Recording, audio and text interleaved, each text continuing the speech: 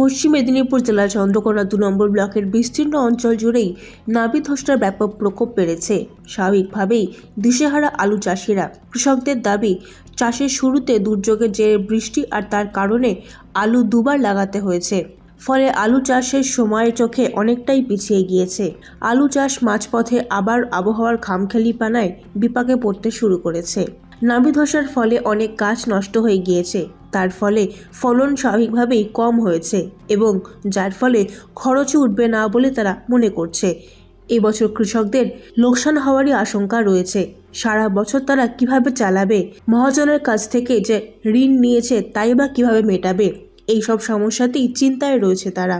নাবি ধসের প্রকোপের বিষয়টি নিয়ে চন্দ্রকোনা 2 নম্বর ব্লকের কৃষি আধিকারিক শ্যামতরুণ মাসান্ত তাদের সতর্ক করে বলেছেন, মেঘলা কুয়াশাচ্ছন্ন আবহাওয়ার সাথে আর্দ্রতা বাড়ায় নাবি ধসার প্রকোপ দেখা দিয়েছে। তিনি এই নিয়ে আবহাওয়ার খামখেয়ালিপনাকেই দায়ী করেছে এবং তার সঙ্গে তিনি চাষিদের কি করণীয় তা নিয়েও কিছু পরামর্শ দিয়েছেন। আলু গাছ মোটেই ভালো নয়। এই তো এখন 40 থেকে 45 কি 50 দিনের গাছ, তাতেই যদি নাবি ধসা তো ধসাবো না, সব গুড়িয়ে নিয়ে চলে যাচ্ছে। ওষুধ পাওয়া যাচ্ছে নি, ওষুধের দোকানকে গেলে বলছে ওষুধ নাই, মানে ওষুধের দাম বাড়ানোর জন্য তারা এই কথাগুলো বলছে।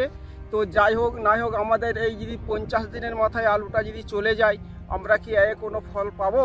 আর এতে হয়তো আলুটা ধরেই আলুটা নষ্ট হয়ে যাবে, কিন্তু আলু আমরা পাবো না। আমাদের কি প্রফিট হবে? আমাদের কোনো প্রফিটই হবে না। আমাদেরকে যদি একটু লোন ছাড় করে তাহলে আমরা হয়তো কিছুটা বাঁচবো, কোনো রকম যদি আমরা বেঁচে থাকতে পারি। এখন যে আবহাওয়া চলছে, এই মেঘলা কুয়াশাচ্ছন্ন আবহাওয়া, এটা প্রায় দীর্ঘ 10-15 দিন ধরেই মাঝে মধ্যেই এই আবহাওয়ার প্রাদুর্ভাব কিন্তু দেখা যাচ্ছে। হয়তো মাঝখানে 3 দিন টানা, তারপরে আবার কিছুদিন গ্যাপ, তারপরে আবার হচ্ছে আপনার মাঝখানে 1-2 দিন এই মেঘলা কুয়াশাচ্ছন্ন আবহাওয়া।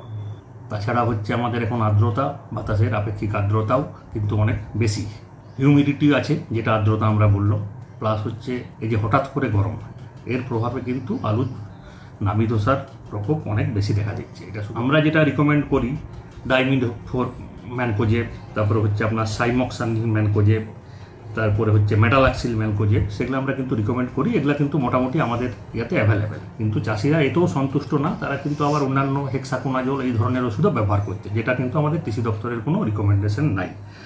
এছাড়াও এখন নতুন একটা বাজারে ওষুধ এসছে, অ্যামোক্টাডিন প্লাস হচ্ছে ডাইমিথোফোন। এটা যদিও খুব বেশি এখানে পাওয়া যায়নি, কিন্তু এটা একটা ভালো ওষুধ। এটাও কিন্তু নাবি ধসার পক্ষে খুব ভালো। চন্দ্রকোনা থেকে নিজস্ব প্রতিনিধির রিপোর্ট, এএনএম নিউজ। আরও খবরের আপডেট পেতে সাবস্ক্রাইব করুন আমাদের ইউটিউব চ্যানেলটি আর বেল আইকনে ক্লিক করুন নোটিফিকেশনস পেতে।